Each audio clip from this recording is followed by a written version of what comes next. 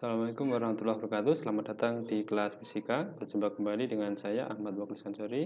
Nah, pada kesempatan kali ini kita akan membahas tentang resultan dari dua buah vektor medan magnet yang dihasilkan oleh kawat lurus berarus listrik.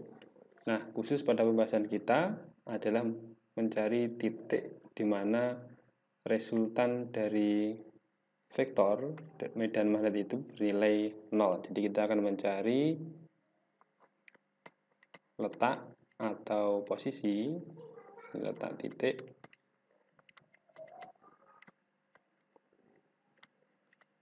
dengan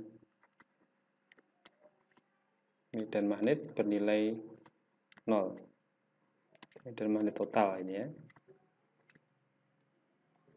Nah, nilai medan magnetnya total adalah 0. Nah, misalkan saya memiliki dua buah pengantar yang sangat panjang seperti ini. Nah, ini kemudian dialiri oleh arus masing-masing adalah I1 dan I2 dan memiliki arah yang sama. Sama-sama kalau dari gambar ini sama-sama ke atasnya. Nah, kemudian di manakah titik yang bisa menghasilkan medan magnet total atau medan magnet resultannya bernilai 0. Nah, maka kita ambil beberapa titik yang memungkinkan untuk kita peroleh nilai dari resultannya adalah 0. Misalkan titik pengamatan kita ini ada P1, kemudian di sini ada P2, kemudian di sini ada P3.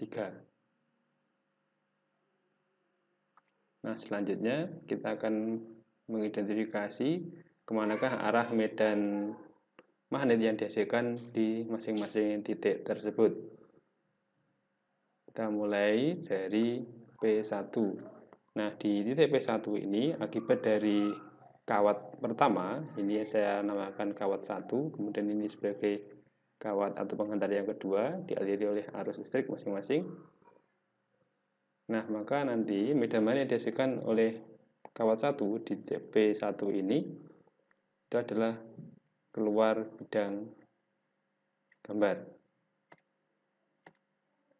Kemudian medan magnet yang dihasilkan oleh kawat 2 ini juga keluar bidang gambar, sehingga dari hasil ini tidak mungkin total atau resultannya bernilai 0. Jadi B resultan tidak mungkin 0 karena arahnya sama, sehingga keduanya saling menjumlahkan. Kemudian kita coba di titik P2.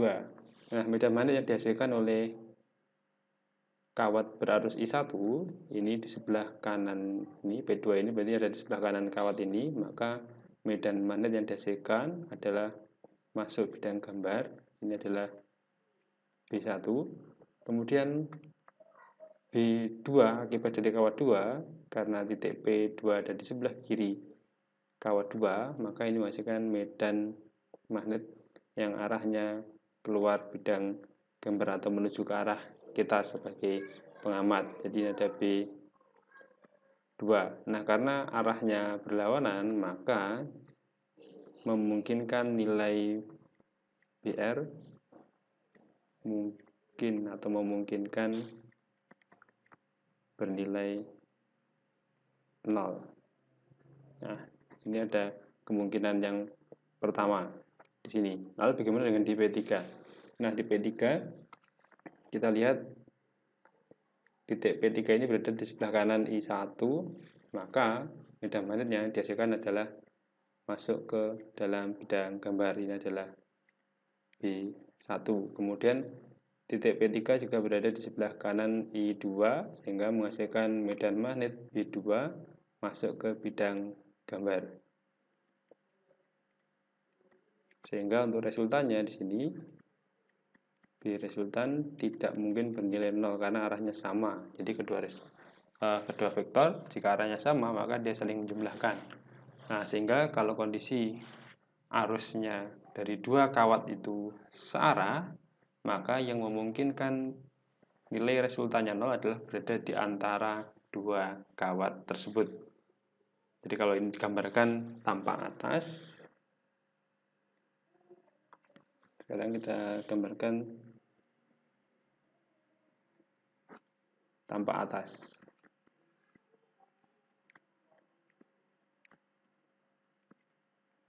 Kalau digambarkan tampak atas, maka ini ada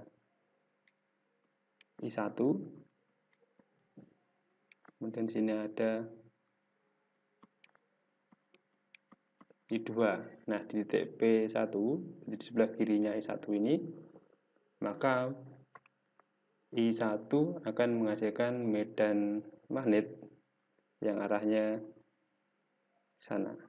Ini adalah B1. Kemudian untuk yang I2 juga menghasilkan arah yang sama, yaitu ini adalah B2, sehingga di sini tidak sama dengan 0 ya, sama dengan yang di sebelah kiri tadi. Maka di sini juga BR tidak sama dengan 0. Kemudian di titik P2 ini adalah P1, ini P2. Nah, di titik P2, medan mana yang dihasilkan oleh I1 itu berarti arahnya ke sana, arahnya ke, kalau dari gambar ini berarti ke atas. Nah, pengamatan kita berada di atas dari kabel atau penghantar ini, sehingga arahnya tampak seperti ini adalah B1. Sedangkan untuk B2 yang dihasilkan oleh I2 ini arahnya adalah kebalikannya. Nah, ini jadi ini adalah B2, sehingga ini memungkinkan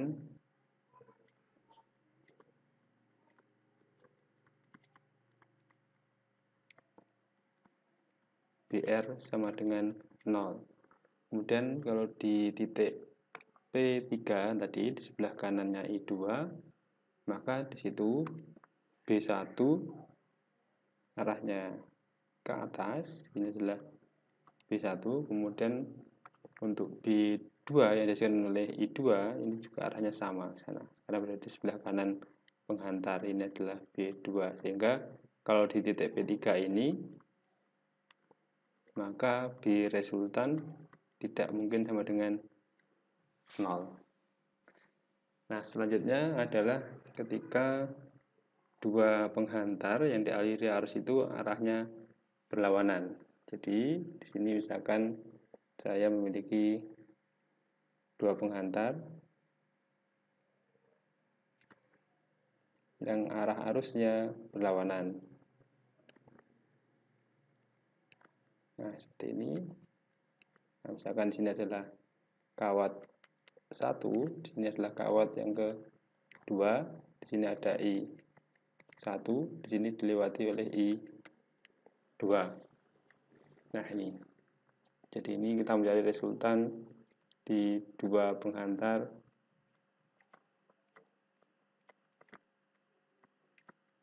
arah arus berlawanan. Dan kita titik pengamatannya ini P1, kemudian di sini adalah P2, di sini P3. Kemudian kita juga sambil menggambarkan kondisi tampak atas.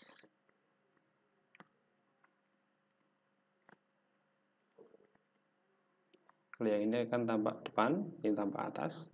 Kalau tampak atas, maka ini ada I1, kemudian di sini ada I2, arahnya berlawanan. Yang I1 ke atas harusnya, yang I2 berarti ke bawah, ini menjauhi pengamat yang berada di atas. Nah, kemudian di titik pengamatannya juga sama, ada 3. Jadi di sini ada P1, P2, kemudian P3. Nah, kita mulai dari titik P1 yang tampak depan. Nah, dari P1 maka medan magnet yang dihasilkan oleh I1 itu adalah keluar bidang gambar. Jadi ini adalah B1. Jadi kalau dilihat dari atas, B1 itu arahnya seperti ini. Nah, ini adalah B1. Kemudian yang dihasilkan oleh kawat atau pengantar 2 yang dialiri oleh arus I2, maka menghasilkan B2 arahnya masuk bidang gambar. Nah, kalau di tampak atas, maka B2 itu arahnya ke sana. Ini adalah B2. Jadi dilihat dari atas, ini adalah B2. Kemudian kalau melihat kondisi seperti ini, maka di bagian ini memungkinkan, ya, memungkinkan BR sama dengan 0. Jadi seperti ini, B1 dan B2 arahnya berlawanan, maka memungkinkan BR sama dengan 0. Nah, sekarang di titik P2. Di titik P2, medan magnet yang dihasilkan oleh I1 itu nanti adalah masuk bidang gambar, ini adalah B1, sedangkan yang dihasilkan oleh I2 itu juga masuk bidang gambar. Ini B2. Kalau tampak dari atas, berarti B1-nya adalah masuk bidang gambar, berarti ke sana. Ini adalah B1, kemudian B2 juga masuk bidang gambar. Ini adalah B2, karena vektornya dua-duanya searah, berarti BR tidak mungkin 0. Nah, ini berarti di antara dua kawat, BR tidak mungkin 0, atau resultannya tidak mungkin 0. Nah, kemudian di titik P3, maka B yang dihasilkan oleh kawat 1 itu adalah masuk ke bidang gambar. Ini adalah B1, sedangkan yang dihasilkan oleh kawat I2 itu nanti adalah keluar bidang gambar. Nah, ini. Jadi kalau tampak atas, yang B1-nya ini adalah arahnya ke sana. Kemudian yang B2 arahnya adalah kebalikannya. Akan seperti ini adalah B2. Jadi ini memungkinkan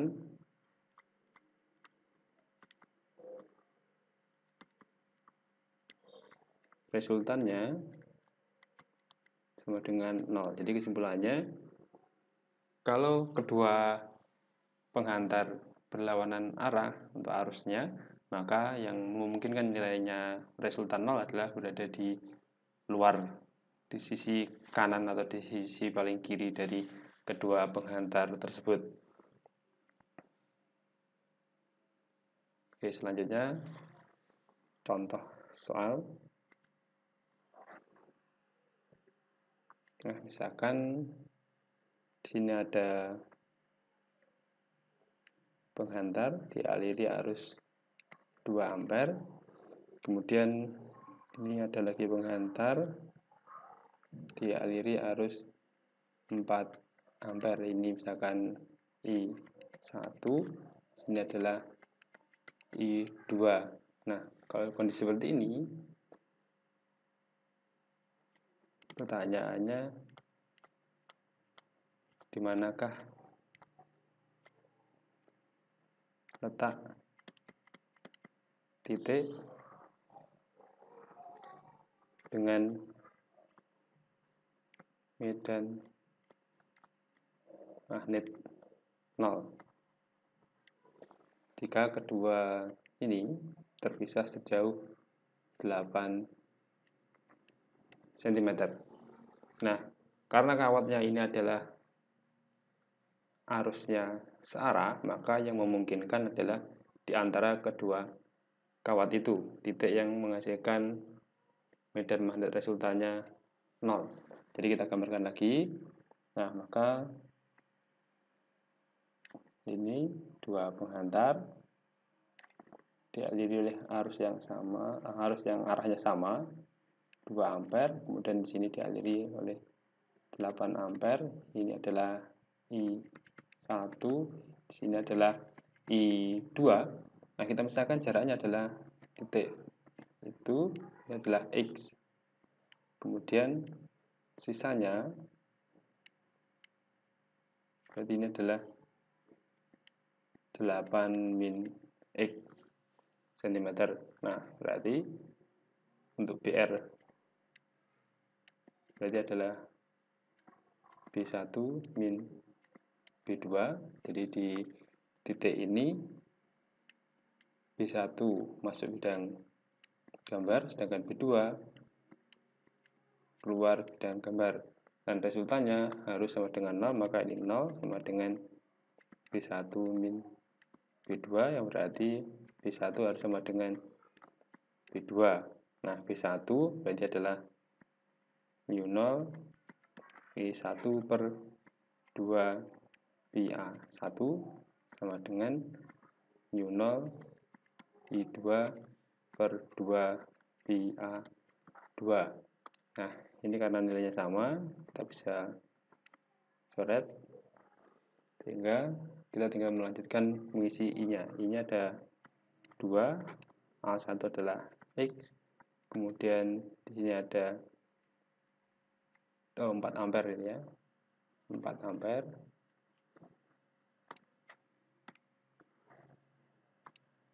Di sini ada 4 ampere per 8 min X. Nah, sehingga di sini ada kalikan silang 16 min 2X sama dengan 4X. Nah, berarti 16 sama dengan 6X, sehingga X itu adalah 16 per 6 cm. Jadi jaraknya adalah 16 per 6 cm atau 2, sekian cm. Jadi ini diukur dari kawat atau penghantar 1 dengan arus I1 atau kawat 1. Nah, itu adalah untuk ketika kedua penghantar arah arusnya sama. Dan bagaimana jika kedua penghantar tersebut arah arusnya beda? Jadi ini dua penghantar,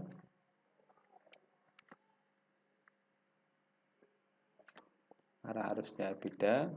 Ini misalkan sama 2 ampere, di sini ada 4 ampere, terpisah sejauh 8 cm.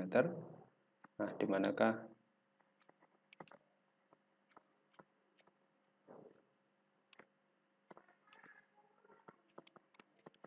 titik dengan medan magnet totalnya adalah 0. Nah, berarti kalau arahnya berlawanan, maka nanti kemungkinannya adalah di paling kirinya atau di paling kanan. Nah, kemungkinan besar adalah di sebelah kiri kawat yang berarus paling kecil, yaitu di sebelah kiri dari kawat I1, kawat 1. Jadi ini adalah I2. Nah, maka kita ambil saja titik pemisalan, titiknya adalah di sini, ini adalah X. Sehingga kalau jaraknya dari I2 nanti adalah 18X. Oke, ini saya gambar ulang. Ini dua penghantar, arusnya berlawanan. Ini 2 ampere, kawat 1.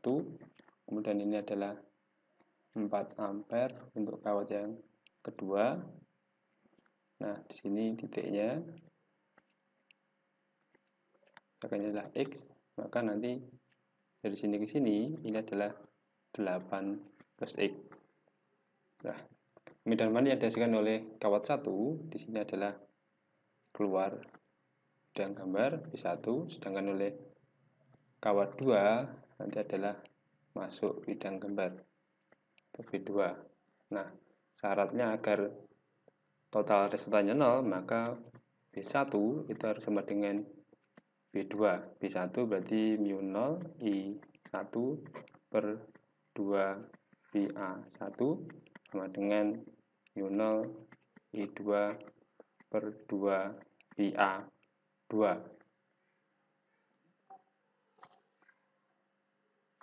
Mu-nya sama, ini bisa dicoret, 2pi sama. Kita lanjutkan, I1 ada 2 ampere, kemudian A1-nya adalah X, I2 itu adalah 4 ampere, kemudian A2 adalah 8 plus X.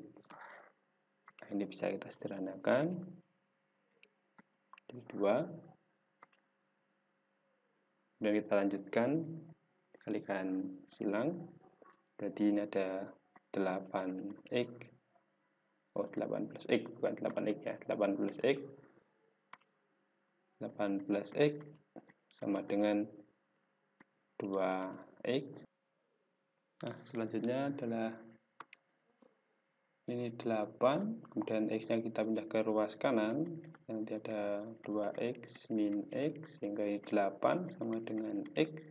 Nah, kesimpulannya adalah titik dengan medan magnet 0, itu adalah 8 cm di sebelah kiri penghantar 1.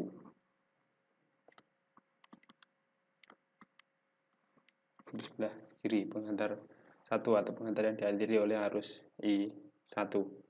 Nah, demikianlah pembahasan kita. Semoga ada manfaatnya. Assalamualaikum warahmatullahi wabarakatuh.